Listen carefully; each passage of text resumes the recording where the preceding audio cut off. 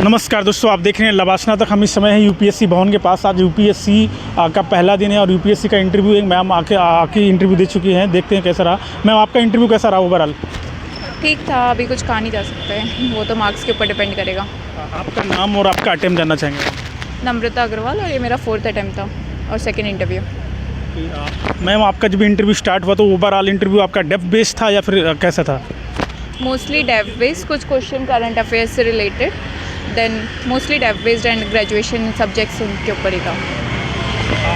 अभी जो ओवरऑल जो इंटरव्यू था आपका बोर्ड का, जो बोर्ड में आपके कोई ऑप्शनल सब्जेक्ट से आपके क्वेश्चन भी थे या नहीं थे?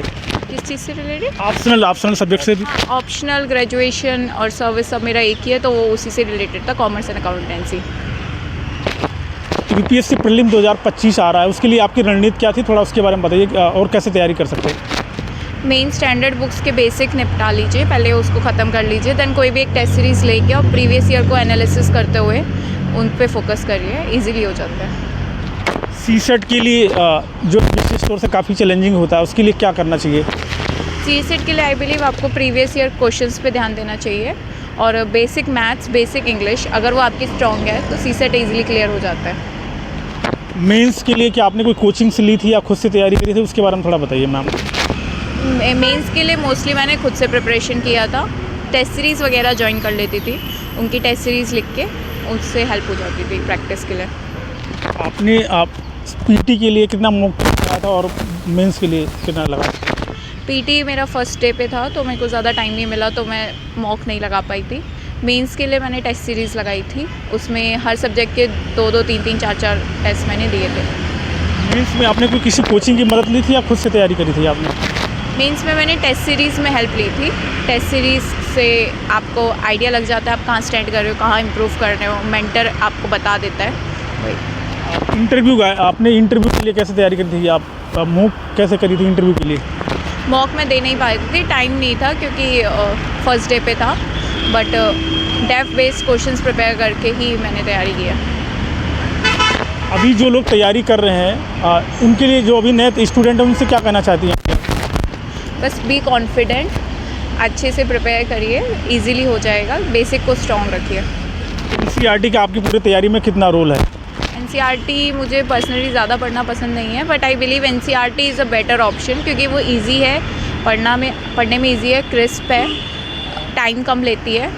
अगर आप वो पढ़ सकते हैं तो वो बेटर सोल्यूशन है। पूरी तैयारी के दौरान अगर 5 बातें बहुत ध्यान रखनी, वो क्या बात है? नंबर 1, आपको ज़्यादा सोर्सेज पे नहीं भागना है, अपना जो भी सोर्स आपको सही लग रहा है उस पर स्ट्रिक्ट रहना है। नंबर 2, कंसिस्टेंसी, अगर आप रोज़ पढ़ेंगे भले ही 1 घंटा 2 घंटा तो वो इम्पॉर्टेंट है। नंबर 3 इज़ कॉन्फिडेंस, कभी भी ये मत सोचिए नहीं होगा, always hope for best. Number 4 is focus on your weak areas as well as strong areas, जो भी आपका वीक है उसको भी इम्प्रूव करिए और स्ट्रॉन्ग एरियाज़ को भी लूज़ मत करिए। Number 5 is parents blessing. LBSNAA तक पे आप अपना इंटरव्यू शेयर करने के लिए बहुत धन्यवाद और मैं उम्मीद है कि आप लबासना तक जरूर पहुँचेंगे। Thank you. And ma'am, how you will be able to manage your time with friends and family in this journey? In this journey, how you will be able to manage your time with friends and family?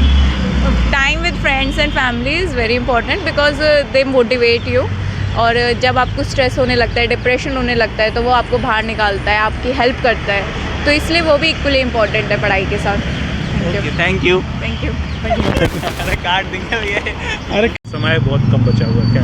Current affairs और test series, अगर test series में, क्योंकि आपको नहीं पता है क्या आने वाला है, टेस्ट सीरीज़ में भी आप देखिए, क्वेश्चंस को देखिए, उसी में ये मोस्टली आंसर्स होते हैं, छुपे होते हैं। अगर आप वो कर पा रहे हैं तो you can do it. Ma'am, test series या पीवाईक्यू क्या ज़्यादा जरूरी है? PYQ analysis is more important क्योंकि थीम्स रिपीट होते हैं और उसी लाइन्स पे क्वेश्चंस आते हैं, तो उनका एनालिसिस ज़्यादा इंपॉर्टेंट है। कितने साल का पीवाईक्यूज कर लेना चाहिए? 25 ईयर्स की जो बुक आती है उसमें से सब्जेक्ट वाइज आपको सारे इंपॉर्टेंट कर लेने चाहिए, जैसे इकोनॉमिक्स, ज्योग्राफी, इन सब के, हिस्ट्री के बहुत ज़्यादा आते हैं। और पीवाईक्यूज का एनालिसिस कैसे किया जाए?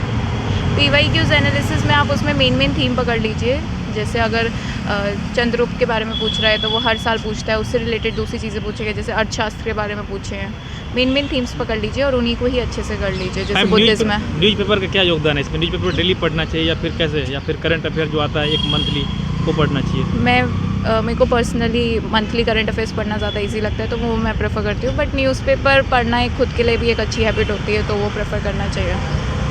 आजकल तो जैसे कि ऑनलाइन आ जाते हैं PDF वगैरह, वो पढ़ना चाहिए, फिर जो आता है कागज़ वाले वो? दोनों में से कुछ भी पढ़ लीजिए, मेन फोकस तो पढ़ने पे है। मैडम CSET के लिए क्या पढ़ना चाहिए और क्या आपने यूज़ किया? बेसिक मैथ्स जो आपके अलजेब्रा वगैरह है, अगर आपकी बेसिक मैथ्स स्ट्रॉन्ग है, इंग्लिश आप कंफर्टेबली कर पा रहे हो तो इजीली पास हो जाता है, उसमें टॉप थोड़ी करना है। और मैम NCERTs वगैरह कितनी पढ़नी चाहिए, मतलब कौन सी क्लास से पढ़ लेनी चाहिए या स्किप कर देना चाहिए? NCERT आपके ऊपर है। मेरे को NCERT पढ़ना पसंद नहीं था, स्टैंडर्ड बुक से मैंने पढ़ा था, उनसे हेल्प मिलती है। पर लेकिन कुछ सब्जेक्ट्स के लिए, जैसे ज्योग्राफी के लिए NCERT से बेटर कोई बुक नहीं है। तो मैम लगे हाथ आप 100 बुक्स की थोड़ा सा बुक लिस्ट भी बता दीजिए। जैसे पॉलिटी के लिए एवरीवन नोज लक्ष्मीकांत, ज्योग्राफी के लिए NCERT, हिस्ट्री के लिए बिपिन चंद्रा, फिर इकोनॉमिक्स के लिए रमेश सिंह, देन एनवायरनमेंट के लिए आप फिर से रमेश सिंह देख सकते नोट्स हो। कैसे बनाए थे? शॉर्ट नोट बनाए हो गया। शॉर्ट नोट्स आपके ऊपर है, या तो आप उसमें हाईलाइट कर लीजिए या फिर अपनी किसी कॉपी में अलग से नोट्स बना लीजिए। ओके मैम, थैंक यू, आपने टाइम दिया।